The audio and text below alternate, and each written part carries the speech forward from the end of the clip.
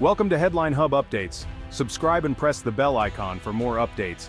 The headlines scream from screens across the globe. China warns Philippines' US-Japan forces. Ignite South China Sea tensions. Manila condemns illegal and aggressive Chinese actions at sea.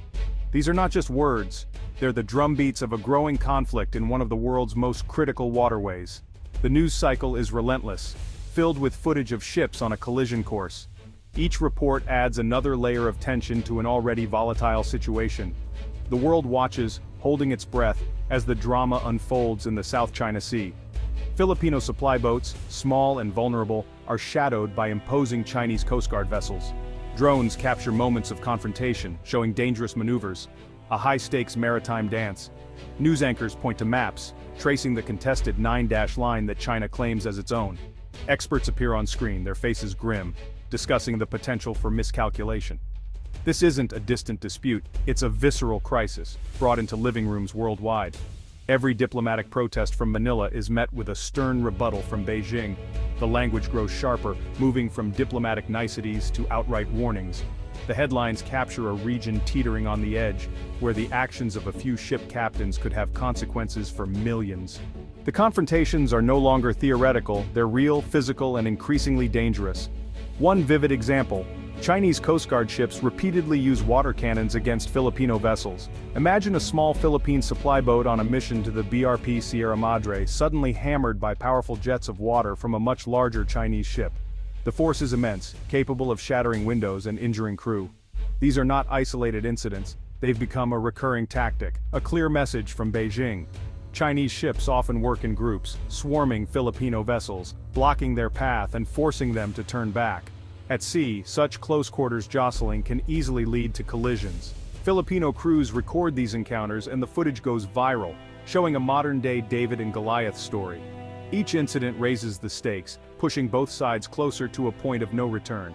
China enforces its claims through intimidation, stopping just short of lethal force, so-called gray zone tactics. For the Philippines and much of the world, these are blatant violations of international law and a dangerous form of maritime bullying. Filipino sailors head out knowing they'll likely be harassed, blocked, and possibly attacked. These clashes are calculated displays of power, designed to wear down the Philippines' resolve and establish de facto Chinese control. Why does this stretch of water matter so much? The answer lies in what flows through it, and what lies beneath. The South China Sea is one of the world's most important shipping lanes. A third of global maritime trade passes through here. Any disruption would send shockwaves through the global economy, shattering supply chains and spiking prices. Beyond shipping, the sea is a vital source of food and energy. Its fisheries feed millions, but tensions and overfishing threaten their survival. Maritime militias and coast guards disrupt traditional fishing grounds, pushing out local communities. Beneath the seabed lie vast, untapped reserves of oil and natural gas, potential game-changers for energy-hungry nations. The competition is about more than pride or strategy, it's about securing the energy to power economies for decades. The South China Sea is a nexus of global interests: trade, food, energy, and the principle of freedom of navigation. For the US and its allies, keeping these waters open is a core priority. For China, control is central to its ambitions. What happens here affects us all. Beyond the headlines, the conflict has a human face. Filipino fishermen, their families tied to the sea for generations, are chased from traditional grounds by Chinese ships. Their nets come up empty, their boats return with barely enough to cover fuel. It's not just economic loss, it's the erosion of a way of life.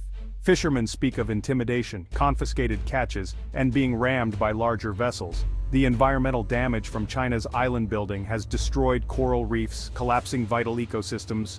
On the other side, young Marines stationed on the BRP Sierra Madre endure isolation and hardship, under constant Chinese surveillance.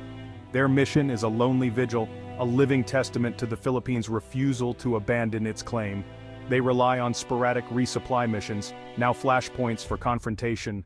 These Marines and fishermen are on the front line, ordinary people caught in an extraordinary struggle. Their sacrifices are the true human cost of the South China Sea conflict. At the heart of the conflict are deeply entrenched, overlapping territorial claims. China's claim, based on the 9-dash line, covers about 90% of the South China Sea, an assertion rooted in vague historical rights. The Philippines bases its claim on geography and international law, citing its 200 nautical mile exclusive economic zone under UNCLOS. Several other Southeast Asian nations, Vietnam, Malaysia, Brunei, and even Indonesia, have their own claims that clash with China's. This web of competing claims creates a tinderbox of nationalist sentiment. For each country, it's about more than resources, it's about sovereignty and identity.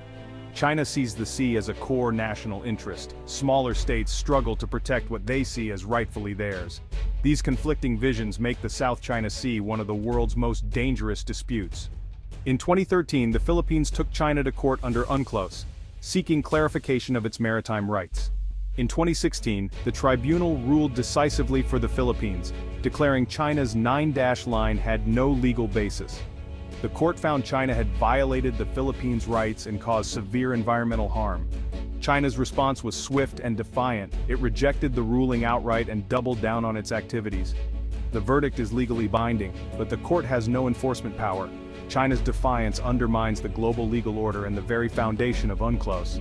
For the Philippines and its allies, the ruling remains a crucial pillar of their position. They consistently invoke it in diplomatic statements, framing the dispute as a test of the rules-based order. The verdict is a powerful legal and moral tool, even if it remains unenforced at sea. The world is left to grapple with the consequences of a verdict ignored. Facing China's power and disregard for international law, the Philippines has turned to its allies. The Mutual Defense Treaty with the U.S. is the cornerstone of its defense strategy, now revitalized in response to Chinese aggression. Washington has clarified the treaty covers armed attacks on Philippine forces, even in the South China Sea.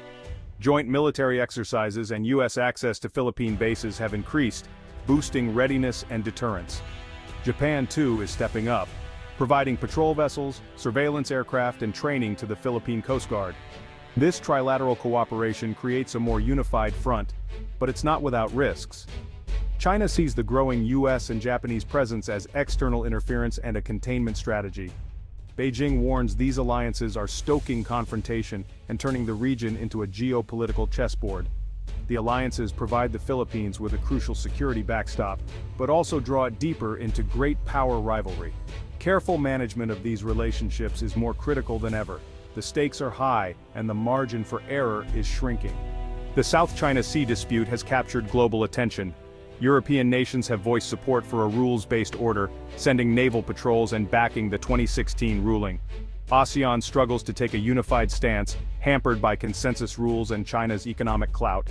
The UN provides a platform for diplomacy, but has no enforcement power. International pressure complicates China's narrative as a responsible global leader. A broad coalition, including Australia, Canada, India, the G7, and the EU, advocates for a rules-based approach. The dispute is now a defining test of the future of the international order. The South China Sea is a textbook escalation ladder, each action met with a reaction, pushing both sides higher. Gray zone tactics like water cannons are the lower rungs, but a miscalculation could trigger a deadly incident. The Philippines might respond with armed escorts, risking a more aggressive Chinese reaction.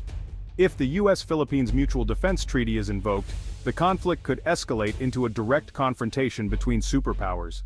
Multiple navies operating in close quarters is a recipe for disaster if not managed with extreme caution. Mechanisms for de-escalation are weak, crisis communication hotlines are lacking. The international community can call for restraint, but its ability to intervene is limited. The most urgent task is to find a way off this ladder, through dialogue, cooperation, and practical agreements. Diplomacy, however difficult, remains the only viable path to peace. The alternative is a conflict that nobody wants but everyone seems to be preparing for.